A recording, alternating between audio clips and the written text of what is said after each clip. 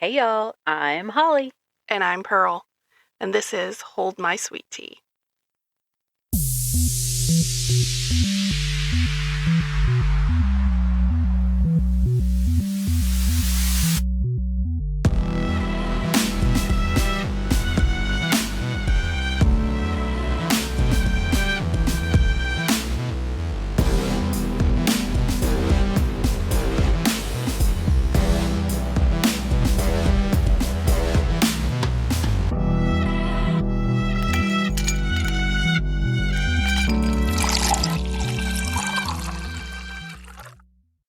Welcome to Hold My Sweet Tea, the podcast where we sip tea and uncover hidden secrets and chilling crimes lurking beneath the surface of Southern hospitality. Yes, along with spooky tales and haunted history that give the South its eerie charm. So we are creeping right into Mardi Gras. Yes. Over here. Got some parades this weekend. Yes, and a little drama at the parades also. Oh, drama before the parade even starts? Yes, because on the North Shore, the crew of Eve, they have told everybody that they cannot park on the parade route, so people are losing their minds.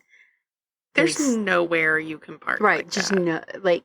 no parade allows you to park on the parade route unless it's a small hometown parade. Yeah, but big parades, they do not. Maybe you could do that in Mississippi. Yeah. I don't know, though. Yeah. It's a little crazy. Mm-hmm. And people get so bent out of shape. Yes. But I know they've changed a lot of the rules about not bringing trailers. No, you're not even supposed to barbecue. It's actually very dangerous. Yes. Like, bring a dang sandwich. Right. Bring a sandwich, bring some chips, bring a cooler. You'll be all right. Yeah. Get your little wagon out. Get your chairs. Toss them over your shoulder. Whatever you got to do. Yeah. Park somewhere and walk to the parade route like everyone else. Exactly. And, I mean, I know the incident in New Orleans with New Year's Eve kind of heightened this, and everybody thinks, oh, well, that can't happen over here or, over there or wherever, but it can happen. So they're just thinking of everybody's safety, but people are just getting so bent out of shape. Right. Wasn't it last year on the North Shore there was like some gun situation? There was. At the parade? Mm-hmm. Yeah. Parking is the least of their worries. Right. You'll be okay. There's lots of places, I'm sure. Crazy. And everybody, if you're going to a parade, have fun and be safe. Don't get hit with some beads. Oh no, you getting hit with some beads. Right in the side of the head. Right. While you're not even paying attention. And if you're on a float, try not to hit people in the head with beads. Now, you know what? Public service announcement. If you're 7 feet tall, don't stand in front of people's kids. Oh my gosh. Yeah, that too. That's so annoying. See these poor little kids out there trying to get stuff, their hands up, somewhere between 4 and 5 feet tall, and you got this big old man who's been to a million parades standing directly in front of these kids. Mm-hmm. Like, well, step right out there and take something that should have been theirs. Right. I'm like, what is wrong with you? It's like, you're a grown adult. You do not need that light up sword. Yeah, right, exactly. You can take that what are you crap gonna do home with and throw it away. I mean, let the little kid have it. Yes. Rude. Yeah. People are so rude, but parade etiquette. Let's everybody remember it. Get some. Right. And if if you're listening somewhere else and you come down for a Mardi Gras parade, research some parade etiquette. Right. Be prepared for all the rudeness you're going to see. You think there's nothing but Southern hospitality down here, but bless their hearts, they aren't all nice. No, they will fight you for beads. Yeah. Yeah, it gets pretty ruthless sometimes. Yeah, people get kind of mean. Yeah, you were in a parade and got to be on the other side. Yeah, I got to be in tux and be the one throwing out all the stuff. Mm-hmm. Felt like my arms were going to fall off at the end of the day, because what you don't know is, like, loading the float, getting, like, we got our faces painted because you have to wear masks or get face paint. You can't be plain face. Right. In New Orleans. So we had to go super early in the morning to get all the face painting done, load all our stuff onto the float, which was tiring, and then you're on the float forever. And then, hilariously enough, because they're trying to get you out of the way so that they can, keep the flow going. Yes. That you have to, be ready as fast as you can to get off the float at the end of the line. It's crazy. They rush you off.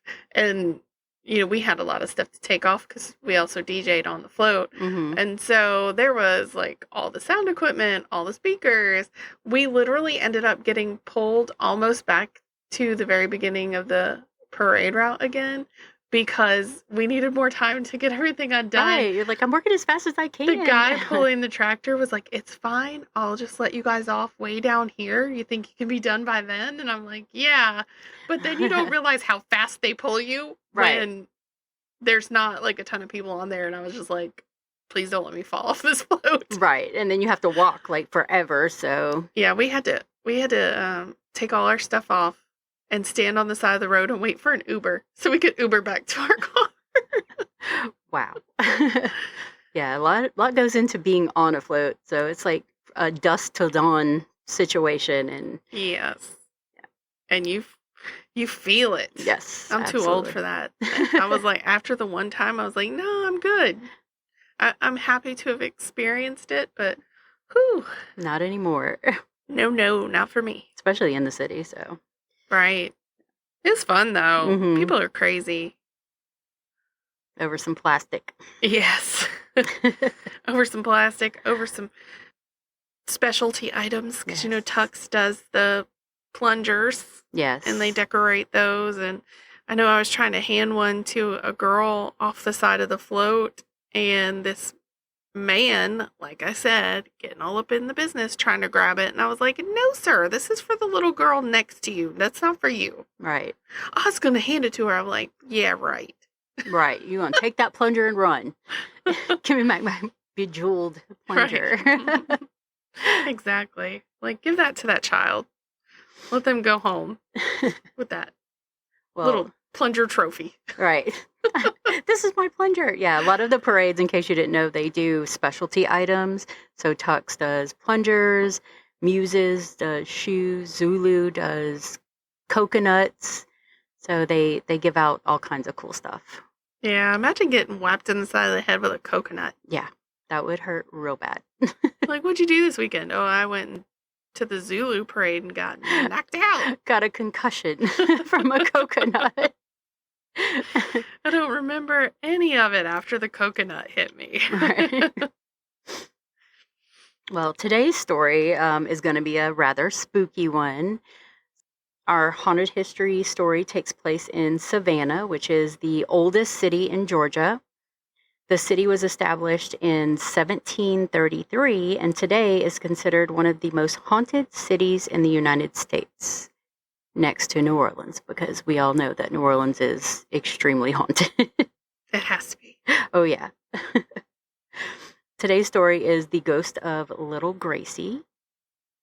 From the siege of Savannah in 1779 to the American Civil War, it is said that these battles alone left spiritual residue, and souls of unsettled soldiers lingered on the land and homes of the blood-stained ground. Blood-stained ground. Right. There was a lot of soldiers that died in battle, and they're not the only restless spirits in Savannah. So many believe victims of the 1820 yellow fever epidemic are bound to this earthly realm. The disease decimated a tenth of Savannah's population, and 9 more epidemics followed. Just one of them in 1876 killed over 1,000 people. Goodness. Yeah. That's a lot of ghostesses. That's a lot of ghostesses. Just lingering around. I'm like, what did they talk about? You're like, how you die? I don't know. How'd you die? Oh, yellow fever. Me too. All right. Did we just become friends? Ghost friends. Ghost friends. Let's go haunt over here. And there were also several fires throughout the late 1700s and into the early 1800s. These fires ravaged the city, so they destroyed hundreds of houses and barns along with some of the residents in them. So, along with the bloody battles, deadly disease, and fearsome fires, Savannah also had its share of horrific murders and slavery. Yeah. It was a tough time for the city, but like later in the 1800s, the port city began to thrive.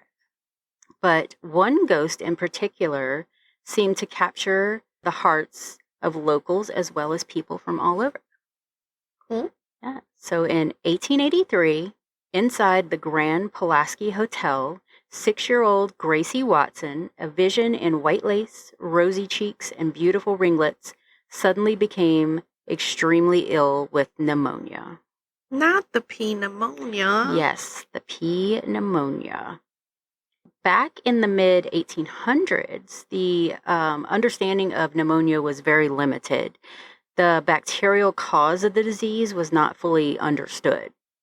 Yeah, I can imagine. There's so many things that could go wrong with you, and nobody knows what's going on with it. They're like, oh, I would hate being sick back then. Right, trying to guess like what it is. Because then I'd always be like, oh no, I'm gonna die. Right, I got the pneumonia. Antibiotics were not even available yet. Feed that girl some moldy bread. Right, give her some mold and be like, here you go, eat this. It's got mold on it, it'll heal you, it's fine. Yeah, it tastes nasty. So some of the things that they would do to treat pneumonia were bloodletting. And, I automatically think of Concrete Blonde, the band, and their song Bloodletting. Mm-hmm. About the vampire. You can't say that word without thinking of that song. Well, I mean, unless you've never heard it. Unless you've never heard of it and you're not old enough, but we're old enough. So bloodletting was a widespread practice based on a belief that the illness was caused by an imbalance of bodily fluids, which is odd, but we'll go with it. Do they think that that's what causes everything? Right. Like I can't breathe and I'm wheezing and coughing, but you just have an imbalance of bodily fluids. It's okay. So I guess kinda, but they're not getting out the way you think. No. So doctors would use leeches in an attempt to restore this balance. So they would just place these leeches all over you and they're going to take out the bad bodily fluids, you're going to be okay. Mm-hmm. So along with that, they administered medicine to induce vomiting, and they give you opium for pain. So you've got leeches all over you, you're vomiting, and you're tripping on some opium. You don't know where you're at. No, and you don't know what's happening to you either. I can't imagine just laying there with all these leeches on me. Right. High as I can get. Vomiting. And I can't breathe. Yeah. It must have been really rough back then. Modern medicine is. Maybe that's the point of the song. Maybe. The bloodletting thing. Oh, you were a vampire. And baby, I'm the walking dead. Well, she's probably the laying down dead, but because I don't think she was walking anywhere on that opium at 6 years old. Not at 6 years old. Not at all. So Gracie's parents were beside themselves with worry. Gracie's father, Wales J. Watson, had moved Gracie and his wife Frances from Vermont down to Savannah, Georgia. So they were, looking for a fresh start. The city offered economic opportunities, a chance for a new beginning, and a welcoming environment because it was the South, so it was welcoming. Mostly. Back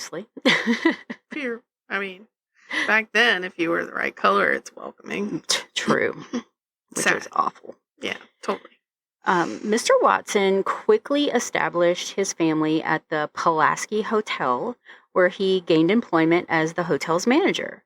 So good for him. He got a job and Cha-ching! Yeah.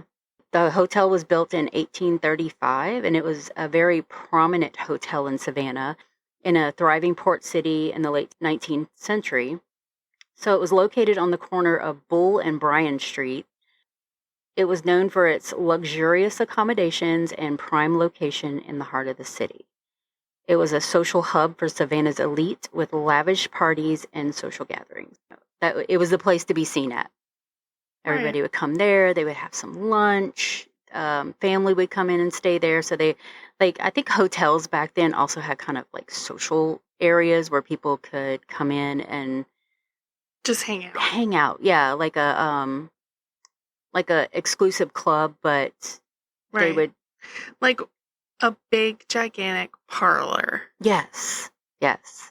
In what would have been the entryway or whatever to the hotel, but like just a big old parlor, and like all the social elite would come there and drink their mint juleps and and gossip. At least I would think so. Mint juleps. Mint juleps. Gracie, she was like a tiny little whirlwind of energy, a ray of sunshine in the lives of her parents and the hotel patrons also. She was often seen running around the hotel, laughing and playing. She was said to have entertained hotel guests with her spirited short shows filled with song and dance. Definitely reminds me of like Shirley Temple vibes, just this little ball of cuteness running around and entertaining everybody. So this is why the sudden illness of Gracie had come down with struck everyone by surprise. Within days, the vibrant little girl who laughed and danced about daily was gone, leaving a void in the hearts of those who knew her. So sad, poor baby. So she had contracted pneumonia, but Gracie developed blood poisoning, which was superinduced by the severe attack of pneumonia. So I'm wondering if that was something to do with the leeches, maybe? Maybe. Like, how does one get blood poisoning and like laying there sick with pneumonia? Yeah, I can only imagine. It has to be related to that. Maybe it's whatever they use to induce vomiting, because who knows what they were doing back then. Yeah. They're like sticking all kind of crazy stuff in you. So she died just a few days before Easter on April 23rd, and her parents were absolutely heartbroken. Her father especially was devastated and grieving. He wanted her spirit to live on, and boy did it. He hired a talented artist named John Waltz to sculpt a life-size statue of Gracie for her grave. Waltz used a photo of Gracie and captured her likeness in remarkable detail. She was buried in Bonaventure Cemetery, a hallowed ground draped in an ethereal veil of Spanish moss. Bonaventure is located on a scenic bluff off the Wilmington River. It invites you into a world where time seems to stand still. There's winding paths, and it's just like very tranquil and silent. You know, you can just walk through there and just in peace. And you can hear the whispers of the wind and the rustling of the leaves. Big ancient live oaks cast shadows over tombstones and monuments, and each one tell a story of their own. It sounds super pretty. Mm-hmm. So upon completion, the statue was placed atop Gracie's grave. Word of the beautiful statue and the tragic story behind it began to spread. So people began to visit Gracie's grave. They would leave toys and flowers as tokens of affection. This is when strange occurrences started happening.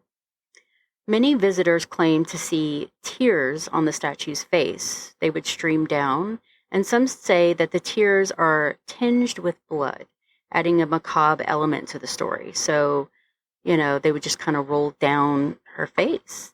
And that's crazy. Lots of people reported this, not just like one or two. I mean, it was several people. You feel like maybe all the gifts made her want to stay behind. She's like, nah, she was like, I don't need to move on. I'll just stay here. I'm getting so many things. Toys and flowers, yes. But because of the tears, this is often attributed to Gracie being sad or upset, perhaps because visitors had removed toys left for her. So she's like, these are my gifts. Why are you taking them away? Right. So she would get sad. Don't steal from the dead. Bad juju. Don't do it. Yeah. Especially a little girl. Like, well, I know that they want to like keep the whole cemetery nice and clean, but really taking, I don't know. Yeah.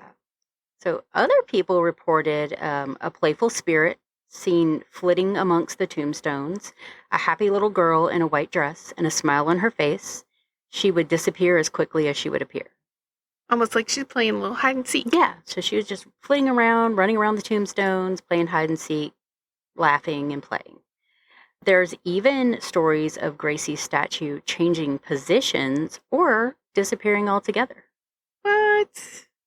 I don't know if anybody A whole statue debunked any of that. Yeah. So there's a legend: if you place a quarter in Gracie's hand and circle her statue 3 times, the coin will disappear. When are we going to Savannah? I know. I want to go to Savannah so bad. Try it. So later on, they did put a fence around Gracie's statue because Everybody people kept doing being it. people were messing things up. So there is a fence, but you can see it still clear. You just can't reach to where you can put a quarter in her hand. But you can see the statue, and we'll have a picture of it up, so you'll be able to see what it looks like. Even though the Pulaski Hotel was later demolished, some believe Gracie's ghosts still linger at its former location. Can you imagine, like, there's a Burger King built on that site, and they're like, there's a ghost in Burger King? Like, nobody ever died in the Burger King Right. yet. Maybe. Yet. I don't know about that. Burger King's Yet. gotten a little ghetto. That's what I said, yet. There have been reports of a young girl being seen in the windows of the building that now stands on its site.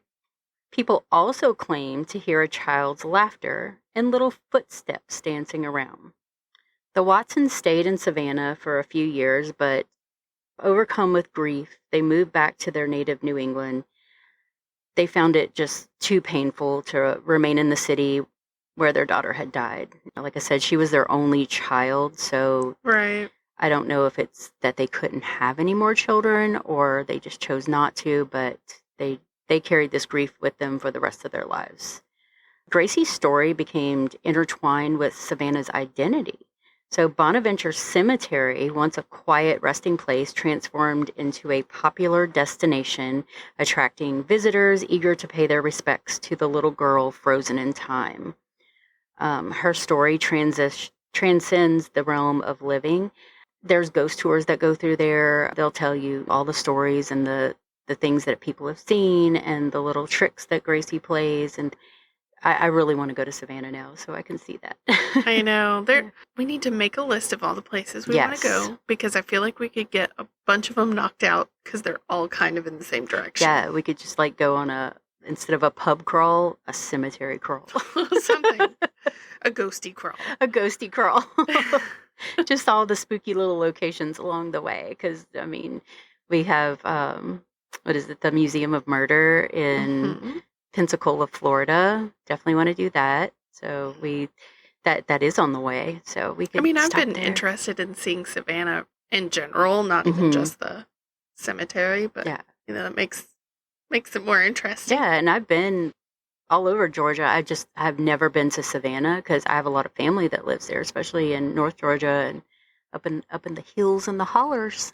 Yeah, every time I've been to Georgia, it's basically been to just drive through it. So I've Mhm. never like really stayed and checked anything out. Yeah.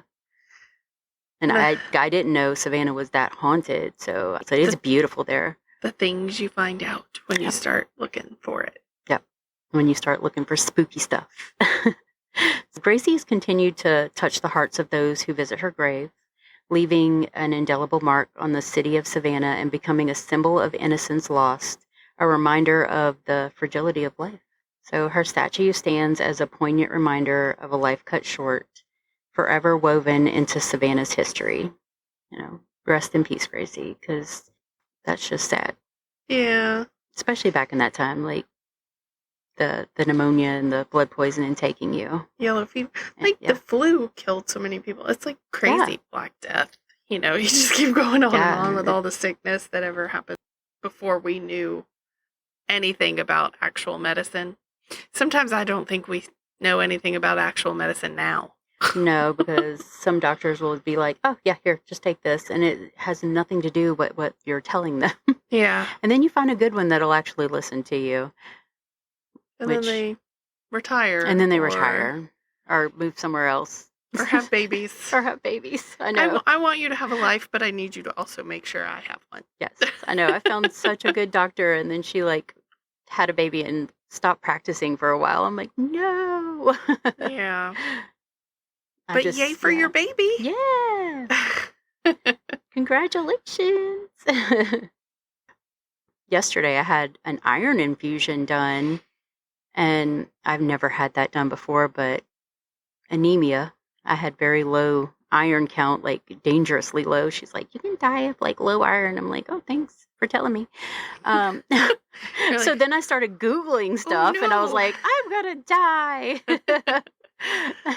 I'm like, these iron infusions and these reactions. She started telling me, and I was like, can you please stop talking to Dr. Google? Yes. And I'm not normally like that. I'll look up stuff if they're like, oh, we want you to take this medication, I'll immediately look it up and determine whether I am going to take it or not. Yeah, I mean, that's just the person I am, because I don't like taking stuff. Right. It's important though to check out what side effects. Oh, because absolutely. sometimes the side effects are worse than what you already got going on. Absolutely. And I'm like, I don't think I need that, But I got stuck a couple of times, and I survived, and I did not have an allergic reaction.